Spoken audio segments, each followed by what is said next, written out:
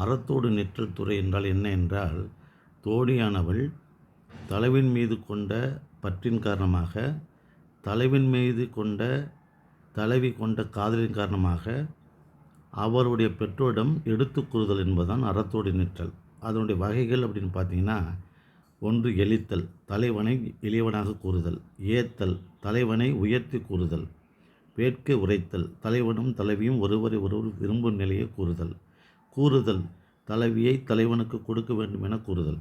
உசாவுதல், தலைவன் தலைவிக்காக குறி சொல்வரோடு உரையாடுதல்.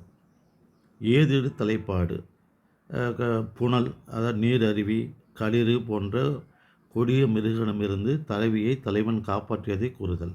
உண்மை செப்பும் கிளவி, நடந்ததை கூறுதல். தலைவன் காதலை பெற்றோருக்கு எடுத்து கூறுதல். தலைவனுடைய காதலையும் அவளுடைய பெற்றோருக்கு எடுத்து கூறுதல். இதுதான் அறத்தோடு நிற்றலுடைய வகைகள். அறத்தோடு நிற்றல்னா என்ன? தலைவன் தலைவி சந்தித்து போகிறான், அது ஊர் மக்களுக்கு தெரிந்து விடுகிறது. எனவே தலைவியை வீட்டிலே அடைத்து வைக்கிறார்கள். எச்சரிப்பு என்று பெயர்.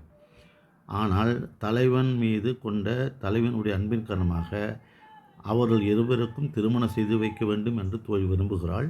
எனவே தலைவனுடைய உரியவரிடம் அதை எடுத்து சொல்லக்கூடிய ஒன்று தான் இந்த எளித்தல், ஏத்தல், வேட்கை உரைத்தல், கூறுதல், உசாவுதல், ஏதிர் தலைப்பாடு, உண்மை செப்பும் கிளவி.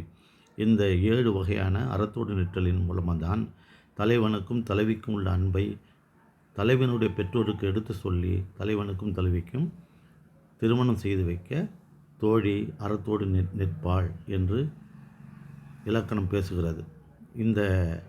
இதோடு நிறைய இலக்கணங்களை நாம் பேச இருக்கிறோம். இதனால் இந்த சேனலை சப்ஸ்கிரைப் பண்ணி பாருங்கள். நன்றி, வணக்கம்.